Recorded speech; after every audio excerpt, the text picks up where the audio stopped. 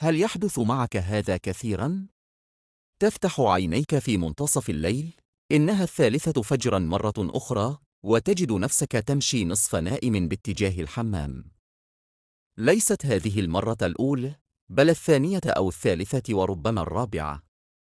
ذلك الانقطاع المتكرر لا يسرق نومك فقط، بل يسرق يومك التالي، يسرق طاقتك وتركيزك وحيويتك. بينما ينام شريكك بهدوء، أن تسأل نفسك في الظلام: لماذا أنا؟ هل هذا طبيعي؟ هل هذا هو الثمن الذي يجب أن أدفعه لأنني تقدمت في العمر؟ الكثيرون يظنون ذلك، فيتقبلون التعب وكثرة الاستيقاظ كأمر حتمي. لكن الحقيقة الطبية تقول عكس ذلك تماماً. اليوم لن أقدم لك نصائح عشوائية أو وصفات الإنترنت، بل سأشاركك استراتيجية دقيقة مدعومة بالأبحاث تشرح كيف تشرب الماء بطريقة ذكية تمنحك نوماً متصلاً دون أن تستيقظ ليلاً. طريقة بسيطة ومنطقية جداً، لكن لا يعرفها معظم الناس رغم أن تأثيرها فوري وملموس. قبل أن أشرح لك الحل، أريدك أن تدرك شيئاً مهماً. ما يصل إلى 70% من الأشخاص فوق سن 60 يعانون من الاستيقاظ الليلي للتبول، وهي حالة تعرف طبياً باسم التبول الليلي نكتورياً.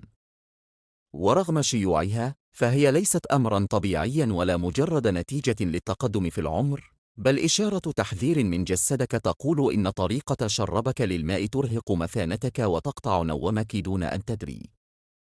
ابقى معي حتى النهاية، لأن ما سأكشفه اليوم لن يساعدك فقط على النوم بعمق، بل قد يعيد لك توازنك، طاقتك، وراحة لياليك كما لم تعرفها منذ سنوات. وقبل أن نبدأ، صل على سيدنا محمد، واكتب ذلك في التعليقات. مبلل عرقاً. أولاً، ما هو السبب الحقيقي وراء التبول الليلي؟ الماء ليس مجرد سائل نشربه لإرواء العطش، بل هو أداة دقيقة يتحكم بها جسمك على مدار اليوم. الكلى والمثانة تعملان وفق جدول بيولوجي دقيق مثل الساعة. لكن عندما تشرب الماء بطريقة عشوائية، كأن تشرب كميات كبيرة مساء أو قبل النوم مباشرة، فإنك تربك هذا النظام الطبيعي. فتبدأ المثانة بالامتلاء في الوقت الخطأ، وتظل الكلى نشطة طوال الليل بدل أن تهدأ. وهنا يبدأ الجسم بإرسال الإشارة: استيقظ، لقد حان وقت الذهاب إلى الحمام. تشير الأبحاث الحديثة إلى أن 65% من حالات التبول الليلي ليست بسبب أمراض المثانة، بل بسبب نمط شرب الماء الخاطئ. فالكثير يشربون القليل صباحاً، ثم يعوضون مساء دفعة واحدة، مما يجبر الجسم على التخلص من السوائل أثناء النوم. الساعة الثالثة ثانياً، توقيت الشرب أهم من الكمية. في الحالة العادية، يتبول الإنسان البالغ من 6 إلى 7 مرات خلال اليوم، ويمكنه النوم 6 إلى 8 ساعات دون الحاجة لاستيقاظ ليلاً. لكن إذا كنت تستيقظ أكثر من مرة، فربما أنت مصاب بكثرة التبول الليلي.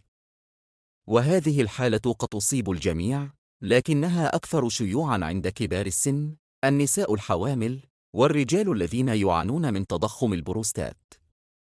وتكمن الخطورة في أن هذه الحالة ليست مجرد إزعاج ليلي، بل قد تؤدي إلى مضاعفات مثل ضعف المناعة، ارتفاع الضغط، ومشاكل الذاكرة والمزاج، بل حتى السقوط أثناء الذهاب إلى الحمام ليلاً، وهو أمر شائع عند كبار السن. ثالثاً، الحل: الطريقة الصحيحة لشرب الماء. الخطوة الأولى والبسيطة: تجنب شرب كميات كبيرة من الماء أو السوائل في آخر 2 إلى 3 ساعات قبل النوم. إذا شعرت بالعطش، اكتفي برشفات صغيرة فقط. ولا تشرب كوب ماء كامل إذا استيقظت منتصف الليل، لأن ذلك سيعيد الدورة من جديد ويوقظك بعد ساعة أو ساعتين. وتذكر أن الماء ليس المصدر الوحيد للسوائل، فالفواكه، الشوربة، الحليب والمشروبات الغازية كلها تضيف سوائل لجسمك. رابعاً، احتباس السوائل في الساقين. من الأسباب الخفية لتبول الليل السوائل في الساقين. فعندما نتقدم في العمر، تضعف صمامات الأوردة، فتبقى السوائل محبوسة في الساقين نهاراً، ثم تعود إلى الدم ليلاً عندما نستلقي. فتحفز الكلى لإنتاج بول أكثر حتى دون أن نشرب ماء مساءً. ولحل ذلك، ينصح الأطباء بارتداء جوارب الضغط الطبية كمبراشن سوكس خلال النهار فقط، وخلعها قبل النوم. ويمكنك أيضاً رفع ساقيك لمدة 15 إلى 20 دقيقة أثناء الراحة أو مشاهدة التلفاز لتسهيل تصريف السوائل. مشروب ساخن خامساً: الكافيين والمشروبات المنبهة. القهوة، الشاي، المشروبات الغازية وحتى الشوكولاتة جميعها تحتوي على الكافيين، وهو مضر طبيعي للبول. فكوب قهوة في المساء لا يبقيك مستيقظاً فقط، بل يزيد حاجتك للتبول. ينصح الأطباء بتجنب الكافيين بعد الساعة 4 أو 5 مساءً. لكن لا تحرم نفسك كلياً من السوائل، لأن قلة الشرب قد تؤدي إلى احتباس الماء أيضاً. السر هو الاعتدال والتنظيم. هلأل سادساً: العطش أثناء الليل. إذا استيقظت ليلاً وشعرت بجفاف في فمك، لا تشرب كوباً كاملاً من الماء. يكفي رشفات صغيرة جداً لترطيب الفم فقط.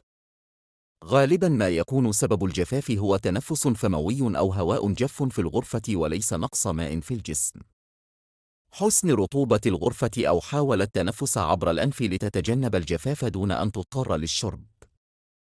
ميزان سابعاً: نصائح إضافية مهمة. 1. حافظ على وزن صحي. زيادة الوزن تضغط على المثانة وتزيد التبول الليلي. حتى فقدان 5 كيلوغراما فقط يمكن أن يحدث فرقاً كبيراً. 2. مارس تمارين عضلات الحوض كيجل بانتظام، فهي تقوي السيطرة على المثانة. 3. نظم مواعيد نومك واستيقاظك، لأن الجسم يحب الروتين ويضبط وظائفه وفقه.